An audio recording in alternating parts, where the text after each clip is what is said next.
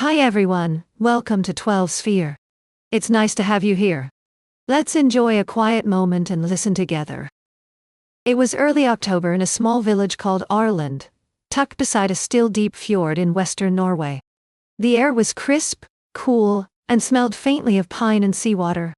Golden leaves rustled gently in the breeze. Mountains rose steeply on either side of the village, their tips already touched with snow. Tiny wooden homes stood quietly, painted red, white, or mustard yellow, their windows glowing softly with candlelight. 17-year-old Emil stood at the dock, tying up a small fishing boat.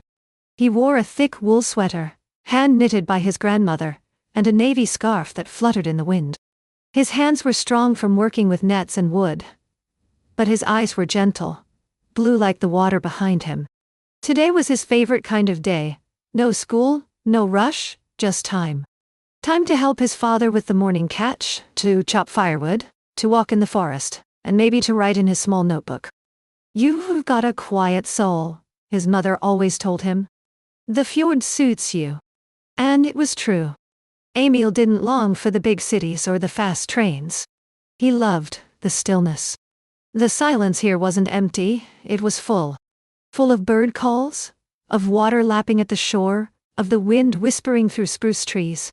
If you had one free day with no noise or stress, what would you do? After breakfast, fresh bread with brown cheese and cloudberry jam, Emil walked into the forest above the village. The path was soft with fallen leaves. Orange, yellow, and red swirled around his boots as he walked. He carried an axe on his back and a thermos of warm cocoa in his hand. In the distance he could hear sheep bells and the soft hum of a waterfall. As he chopped wood for the fireplace, he felt the rhythm of nature guiding him. He didn't check his phone. He didn't rush. "One log at a time," he whispered. "Like life." And this was how he lived. Slowly, simply, and strong. Even small, quiet work can build great strength. You don't need to be loud to be powerful. Later Emil sat by the edge of the fjord. A light rain began to fall, so soft it barely made a sound. He pulled out his notebook and began to write. A poem about mist on the water, about his grandfather's old boots, about the color of mountain moss in October.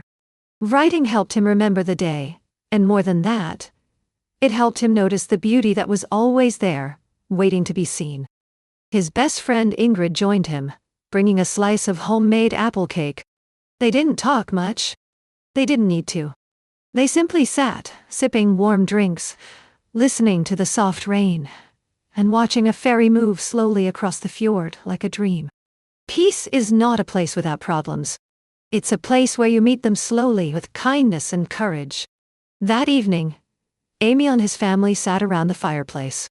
His father carved wood. His mother knitted. His little sister read a book. No one was scrolling or shouting. Only the crackle of firewood and the soft ticking of a clock filled the room. Emil looked around and smiled. Maybe this is enough, he thought. Maybe more people need to know how beautiful simple can be. Try to spend one day without rushing. Walk slower. Talk softer. See how different the world feels. As he went to bed, Emil opened his window. The fjord was still. Stars sparkled above the mountains, and the moon shone gently on the water. Moral of the story: a quiet life isn't small, it's deep. Deep like the fjords. Full of strength, beauty, and meaning. If this story made you feel calm or inspired, comment below. What would your peaceful life look like? Would you live by the sea, forest, or in the mountains?